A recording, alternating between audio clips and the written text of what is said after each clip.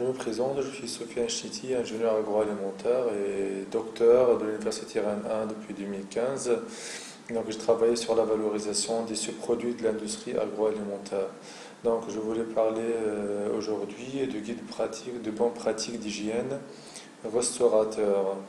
Le guide des bonnes pratiques d'hygiène restaurateur s'adresse aux restaurants traditionnels comme café, brasserie, pizzeria, crêperie, dans le cadre d'une remise directe au consommateur. Ce guide recommande des méthodes adaptées et des procédures d'autocontrôle pour aboutir à la maîtrise des dangers. Le guide a été élaboré en se basant sur la démarche HACCP, intégrant notamment la méthode des 5 M, qui sont matières premières, milieu, matériel, main-d'œuvre et méthode, qui permet d'analyser les origines et les causes des dangers.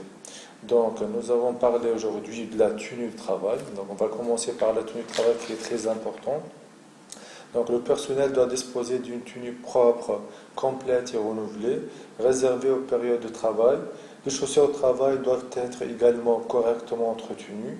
Ainsi, en cuisine, la tenue se compose d'un pantalon, d'une veste avec éventuellement un tablier, d'une coiffe et de chaussures spécifiques. En salle, la tenue doit être propre, complète et renouvelée.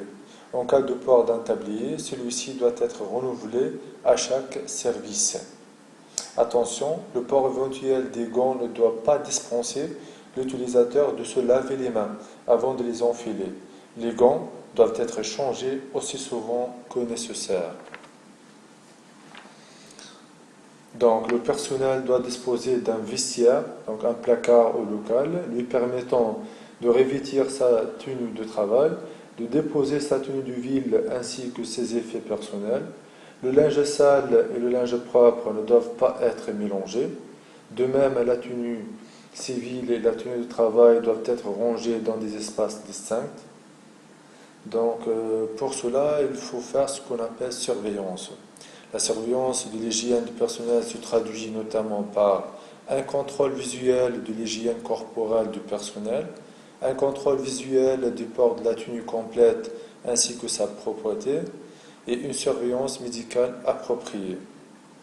Donc, dans le cas où on aura des personnes de l'extérieur qui vont visiter le local ou bien qui vont intervenir, par exemple les entreprises de maintenance ou bien de livraison qui sont susceptibles de circuler dans les locaux, à cet effet doivent être prévues des dispositions spécifiques pour éviter tout risque de contamination de l'environnement de travail et des produits alimentaires.